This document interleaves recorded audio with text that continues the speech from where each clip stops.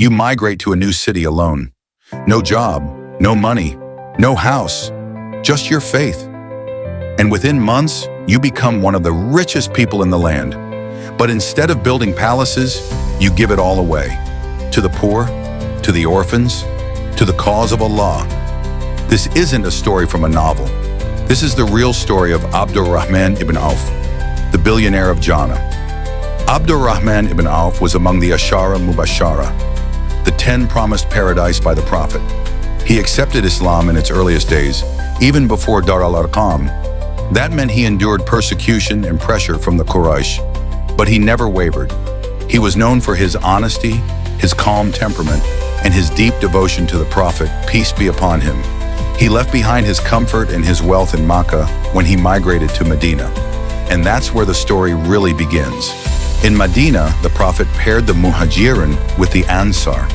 Abdur-Rahman ibn Awf was paired with Sa'd ibn Rabi, one of the wealthiest men of Medina. Sa'd offered him half of everything, half his wealth, half his business. Even proposed divorcing one of his wives so Abdur-Rahman could marry her. But what did Abdur-Rahman say? With a smile, he simply said, "May Allah bless your family and wealth. Just show me the market." He went to the market with nothing, and through pure honesty, skill, and blessing from Allah, he began to trade in butter, cheese, and other goods. Within weeks, he had earned enough to marry. Within months, he was wealthy again. But here's what made him different. He didn't love wealth. He used it as a tool, for good, for the Ummah. He once donated 700 camels loaded with goods, in one go, for the sake of Allah. Another time he gave 40,000 dinars in gold, 500 horses, 500 camels, all in one donation. He even sponsored an entire army in the Battle of Tabuk. And get this, when he passed away, he had freed over 100 slaves on the day of his death. Despite his wealth, he lived simply. Once food was brought to him during Ramadan, and he began to cry. He said, "Mus'ab ibn Umair was better than me, yet he was shrouded in a single cloth. What will I say when I meet the Prophet, peace be upon him, and I have received so many blessings?"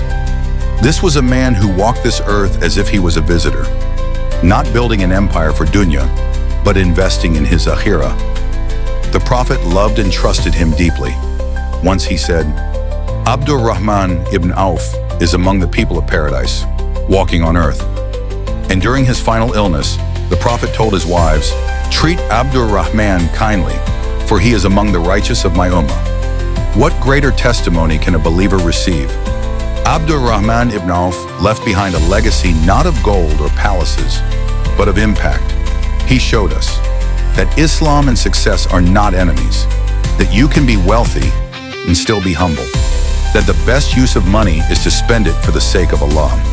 When his inheritance was divided, even after huge donations during his life, each of his wives received 80,000 dinars, and that was just 1/8 of his wealth. But more than that, he left behind du'as from the Prophet, peace be upon him, and a place in Jannah. So what's your takeaway?